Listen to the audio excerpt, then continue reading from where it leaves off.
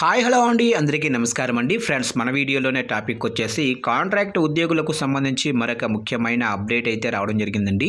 అయితే ఇందుకు సంబంధించిన పూర్తి వివరాలు అయితే మన వీడియోలో తెలుసుకుందామండి. వీడియో మాత్రం పూర్తి వరకు చూడండి ఫ్రెండ్స్, అప్పుడే మనకి పూర్తి సమాచారం అయితే తెలుస్తుంది. లేట్ చేయకుండా టాపిక్లోకి వెళ్ళిపోదాము.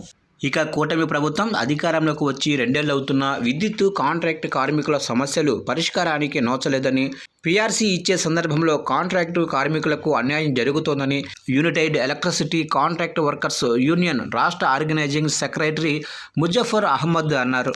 ఇక వచ్చే నెల 8వ తారీఖున కడపలో జరిగే యూనియన్ 3వ రాష్ట్ర మహాసభ జయప్రదం కోసం పోస్టర్ను నర్సరావుపేట విద్యుత్ డిఈ కార్యాలయం వద్ద సిపిడిసిఎల్ కార్యదర్శి జి నాగరాజుతో కలిసి ఆయన బుధవారం ఆవిష్కరించారు. ఈ సందర్భంగా ముజఫర్ అహ్మద్ మాట్లాడుతూ, విద్యుత్ రంగ ప్రైవేటీకరణ దుష్ప్రభావాలు, సంస్థల్లో కాంట్రాక్ట్ కార్మికుల విలీనం, లాభాలు అనే అంశంపై మహాసభ సందర్భంగా సదస్సు జరుగుతోందని ఆయన చెప్పారు.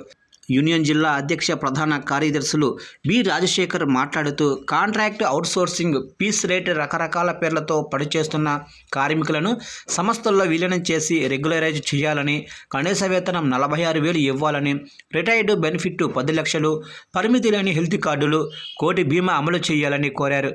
కాంట్రాక్ట్ కార్మికులను సంస్థల్లో విలీనం చేసి విద్యుత్ యాజమాన్యమే ప్రత్యక్ష బాధ్యత చేపట్టాలన్నారు.